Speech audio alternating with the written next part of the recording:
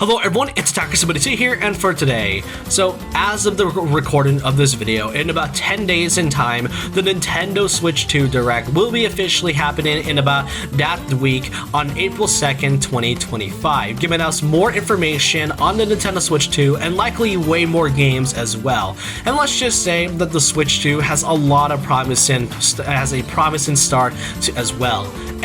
But before we are even waiting for the Switch 2 Direct, I thought, why not make a video of pretty much giving my personal thanks and a tribute to the console that helped Nintendo out of a rocky situation at the time, and that was none other than the Nintendo Switch itself. Released in March 2017 with its 8-year life cycle, it is crazy to think that the Switch has really helped me a lot, and a lot of other gamers too. But the Switch, to me personally, is a console that is forever going to be one of my favorites out of Nintendo. And in this video, I wanted to not only give thanks, but to also list many of the positives and even the downsides that the original Switch even has before the Switch 2 era ever began. Starting off with the fact of when Nintendo was at a really rough situation when the Wii U was circulated. It was obvious that during the time, the Wii U was having a lot of impact on Nintendo in terms of a company financially and critically, and not just that, and despite all of the games that released during that era, it's no doubt that the Wii U was by far one of Nintendo's most struggling moments.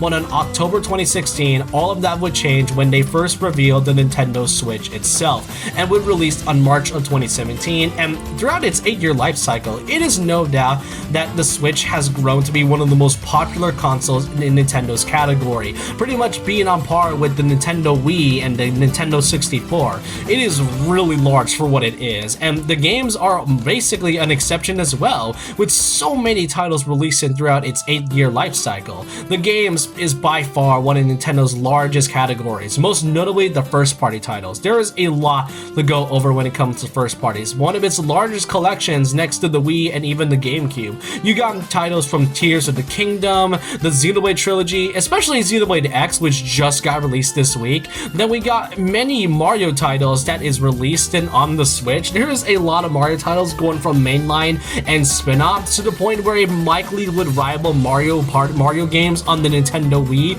and even the N64 and GameCube. Going from games like Mario Wonder, the Mario Party franchise, you got Luigi's Mansion 3, and even Peach's Showtime, just many of the spin-offs that I can list.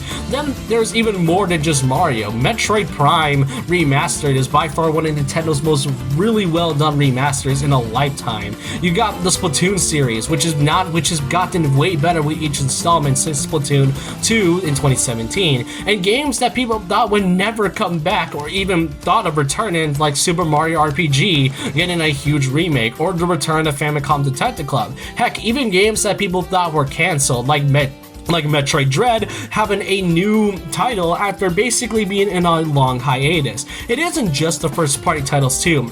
Many third parties are included as well. Would you believe me when I say that you can play not just Nintendo games, but it can also play games going from Sonic Frontiers, Hollow Knight, Mortal Kombat 11, the Batman Arkham series, then you got Persona 5 and its other installments, and even Red Dead Redemption. I mean, what's not to love about it? The games are one of the best things that Nintendo has ever given us, as well as the third-party collabs that it has, as well as its indie developers that help add it more to its collection. Now, the Switch is a console that isn't without its flaws.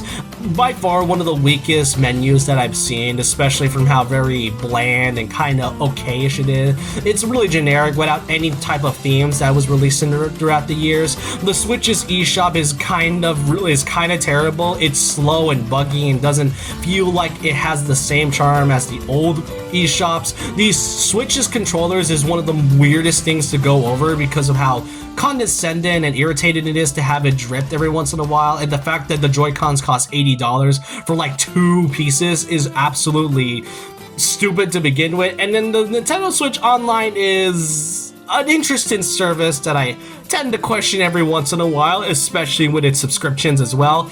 But either way, the Switch is still, if not a great console to a lot of fans, including myself. So that's all I really want to say in this video. It's pretty short, and I kind of wanted to make this before, the Switch 2 gets more information in 10 days. But I hope you guys enjoy this, and I hope you really enjoyed my small little tribute video of the console itself. And why not end this off with a small little music tribute video of the Switch and all of its games it released throughout the years. So I hope you guys enjoy this, and remember this, once a legend, always a legend, and thank you, Nintendo Switch, for all the memories.